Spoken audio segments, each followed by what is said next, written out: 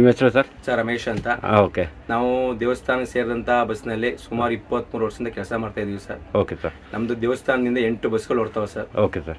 4 ಬಸ್ಗಳು ಬೆಂಗಳೂರಿಂದ, ಓಕೆ. ಒಂದು ಬಸ್ಸು ನಂಜನಗೂಡಿಂದ, ಓಕೆ. ಒಂದು ಬಸ್ಸು ಗುಂಡ್ಲುಪೇಟೆಯಿಂದ, ಓಕೆ. 2 ಬಸ್ಸು ಮೈಸೂರಿಂದ ಮಹದೇಶ್ವರನ ಬೆಟ್ಟಕ್ಕೆ ಸಂಚರಿಸ್ತಾ ಇದ್ದೇವೆ ಸರ್. Okay sir. ಅದರಲ್ಲಿ ಮಹದೇಶ್ವರನ ಬೆಟ್ಟದಿಂದ ಬೆಳಿಗ್ಗೆ 7 ಗಂಟೆಗೆ ಬಿಟ್ಟಂತ ನಾನ್ ಸ್ಟಾಪ್ ಬಸ್ಸು ಓಕೆ 11:30 12 ಗಂಟೆಗೆ ಮಾರ್ಕೆಟ್ ತಲುಪುತ್ತದೆ ಸರ್. ಓಕೆ. ಪುನಃ ಅದೇ ವಾಹನ ಮಾರ್ಕೆಟನ್ನು 1:30ಕ್ಕೆ ಬಿಟ್ಟು ಸ್ಯಾಟಲೈಟ್ ಬಸ್ ಸ್ಟ್ಯಾಂಡ್ 2 ಗಂಟೆಗೆ ಬಿಟ್ಟು 6:00ಗೆ ಮಲೆ ಮಹದೇಶ್ವರ ಬೆಟ್ಟವನ್ನು ತಲುಪುತ್ತದೆ. ಈ ವಾಹನದಲ್ಲಿ ಬಂದಂತಹ ಭಕ್ತಾದಿಗಳು ಚಿನ್ನಿ ತೇರನ್ನ ವೀಕ್ಷಣೆ ಮಾಡಬಹುದು. ಓಕೆ. ಇನ್ನೊಂದು ವಾಹನ 8:15ಕ್ಕೆ ಮಹದೇಶ್ವರ ಬೆಟ್ಟವನ್ನು ಬಿಟ್ಟು ಕನಕಪುರ ಮಾರ್ಗವಾಗಿ ಬನಶಂಕರಿಯನ್ನು ತಲುಪುತ್ತದೆ. ಪುನಃ ಈ ಬಸ್ಸು 2 ಗಂಟೆಗೆ ಬಿಟ್ಟು ಮಲೆ ಮಹದೇಶ್ವರ ಬೆಟ್ಟವನ್ನು 6:45ಗೆ ತಲುಪುತ್ತದೆ. ಈ ಬಸ್ಸಿನಲ್ಲಿ ಬಂದಂತ ಭಕ್ತಾದಿಗಳು ಸಹ ಚಿನ್ನದ ತೇರನ್ನ ವೀಕ್ಷಣೆ ಮಾಡಬಹುದು.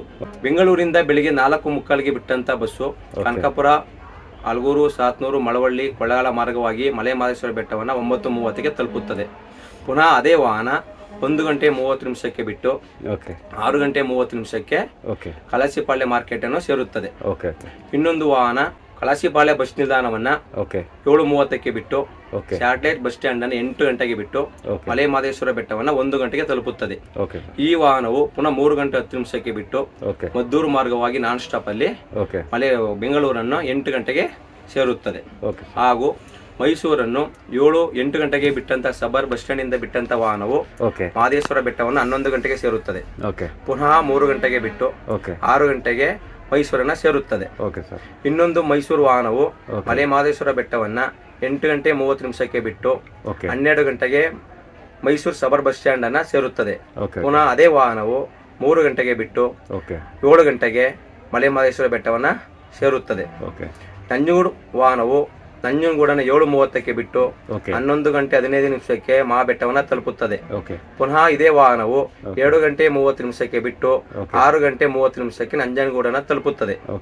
ಇನ್ನೊಂದು ಗುಂಡ್ಲುಪೇಟೆ ಬಸ್ ಒಂಗಳ್ಳಿಯಿಂದ ಗುಂಡ್ಲುಪೇಟೆಗೆ ಬಂದು ಮಲೆ ಮಹದೇಶ್ವರ ಬೆಟ್ಟವನ್ನ 11:15ಕ್ಕೆ ಸೇರುತ್ತದೆ.